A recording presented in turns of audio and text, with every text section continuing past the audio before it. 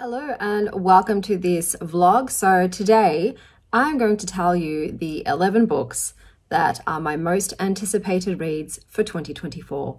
So if you watched last year's 2023 anticipated reads wrap up, you'll see that the majority of the books that I chose were not good. I didn't enjoy them. They were mostly lemons. So this time around I'm picking less. First of all, 23 is just too much.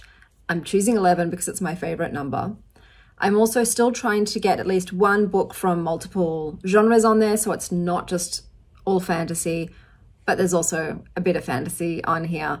So without much further ado, let's take a look at what I want to read next year. So starting with, as I mentioned previously, I had a graphic novel on there called Unfamiliar that just hadn't come in to the library yet. It's on order. It is eventually coming. So I've moved it to this year's list because I still do want to read it. So Unfamiliar is about a witch. I think it's about the power of friendships and family and finding oneself and being an outsider. So it looks super cute and wholesome. So I'm still got that on my list. In the litfic category and also queer, we've got Perfume and Pain. So the cover, once again, love it. It's by Anna Dawn, who did Exalted, which ended up being a book I really enjoyed and also had an amazing cover. So whoever they get to do her covers, good job. Absolutely gorgeous. Sucker for that image. So it says, this is about a controversial LA author who attempts to revive her career and finally find true love in this hilarious nod to 1950s lesbian pulp fiction. So that's that one. We got Just for the Summer by Abby Jimenez. So this is a romance. This is my favorite romance author at the moment for contemporary romance.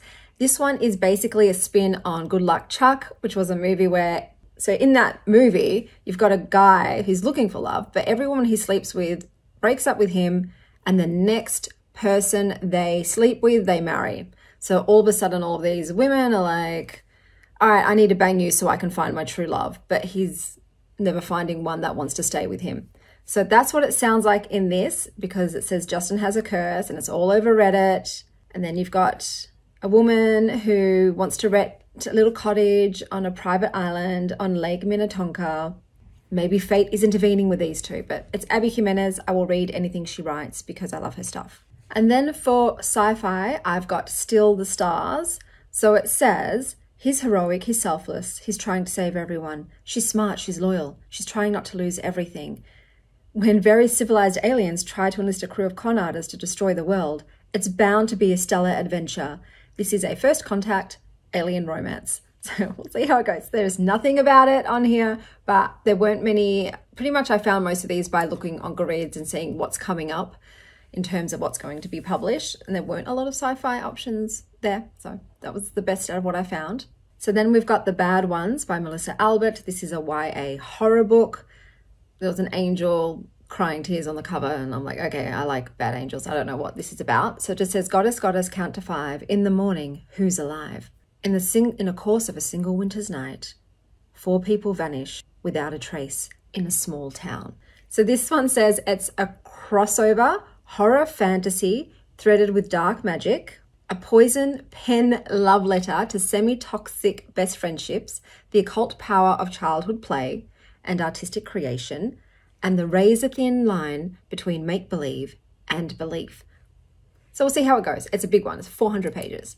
And then for a fantasy romance, this is adult, I've got The City of Stardust by Georgia Summers. A young woman descends into a seductive magical underworld of power-hungry scholars, fickle gods and monsters bent on revenge to break her family's curse in this spellbinding contemporary fantasy debut. So that's that one. And then we've got An Education in Malice by S.T. Gibson. So I really enjoyed A Dowry of Blood. I wanted to read something more by this author. The genres for this are fantasy, horror, gothic, adult, romance, queer. It's like just a blend of everything. And it says it's a dark academia tale of blood, secrets, and insatiable hungers. So there also seems to be a rivalry going on, so maybe hate to love. And I think it's like kind of based on the book Carmilla, which is the sort of original vampire novel. It's what inspired Dracula by Bram Stoker, and it's a sapphic vampire book.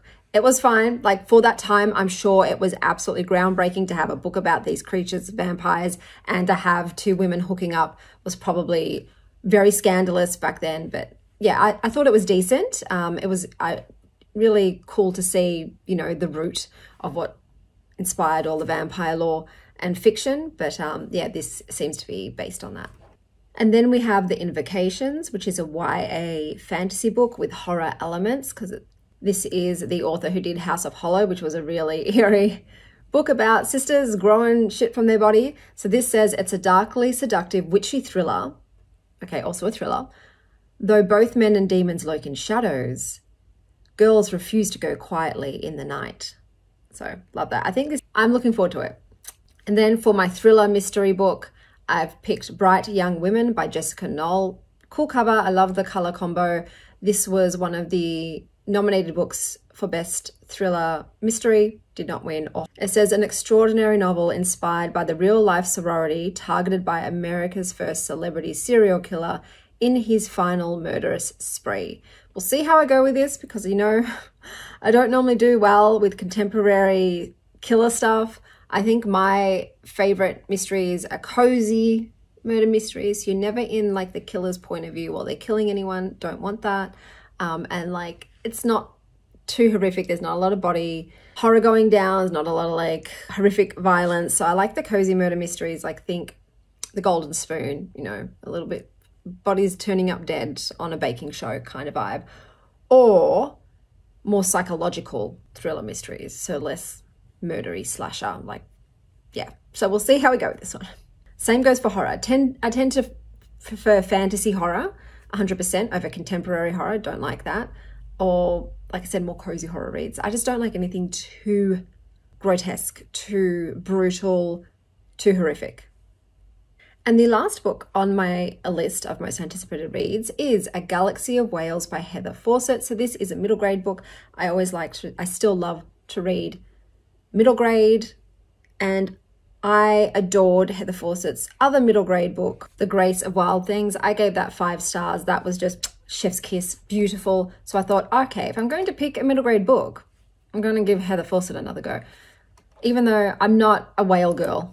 Like I know some people go nuts for whales, that they don't do anything for me. This says it's a perfect summer read about whale watching and friendship, both lost and found. It just says it's a very moving tale about healing grief, adventure, the pleasures of friendship, and a whole lot of whale watching. So we'll see. Like I said, she got me with the Grace of Wild Things. Like I cried. So I thought, all right, we'll have a go. So those are my selections for the books that I want to read next year. Let me know down below what book you're really looking forward to next year. Until next time, stay wild, Star Child.